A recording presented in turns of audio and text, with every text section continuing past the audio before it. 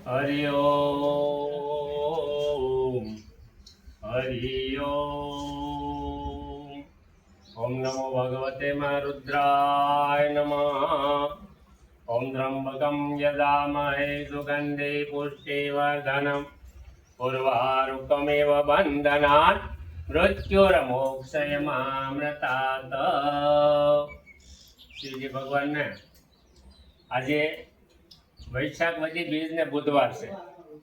કારણ કે બુધવારના દિવસે જે કોઈને બુધની પીડા હોય અથવા કોઈને રાહુની પીડા હોય તો બુધવારના દિવસે શિવજી ભગવાનને મગ ચડાવી અને શિવજી ભગવાનના એક વાટકી મગ ધરીને અને શિવજી ભગવાનના સાનિધ્યમાં જઈને મૃત્યુંજય મંત્રનો જો કોઈ જપ કરે તે લોકોને બુધની પીડા હોય અથવા પોતાના જ્ઞાનતંતુ નબળા હોય, પરીક્ષામાં પાસ ન થતા હોય, છોકરા યાદગીરી ન રહેતી હોય, તેઓએ બુધવાર રહીને અને શિવજી ભગવાનના સાનિધ્યમાં જઈને એક ચપટી મગ ચડાવીને અને રમકમ યદામહે બોલીને મગ ચડાવી દેવા.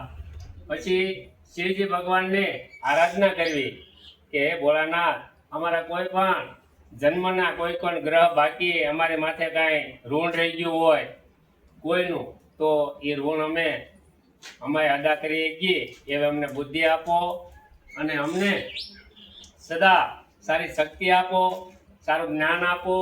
આવા જ્ઞાનથી અમે પાર ઉતરી શકીએ. માટે આજે ભગવાન શિવજીના મંદિરે જઈને બુધવારના દિવસે, આજ નહીં તો પછી ગમે ત્યારે પણ બુધવાર હોય ત્યારે જવું અને રાહુની પીડા હોય તેઓને પણ આમાંથી મુક્તિ મળે છે.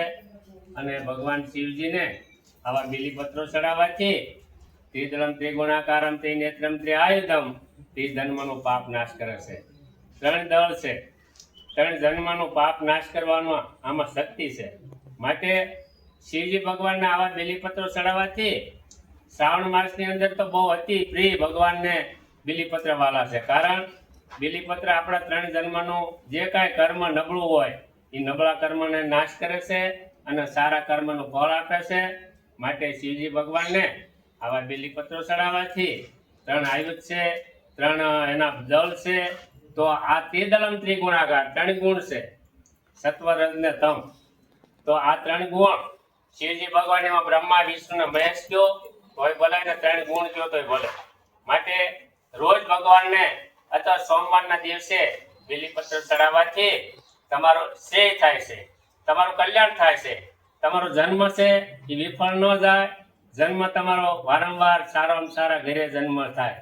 ઉચ્ચ ઘરે અવતરે છતાં આખર સંતના સંત અથવા ભક્તિ મળે, ભક્તના ભક્ત જ થાય.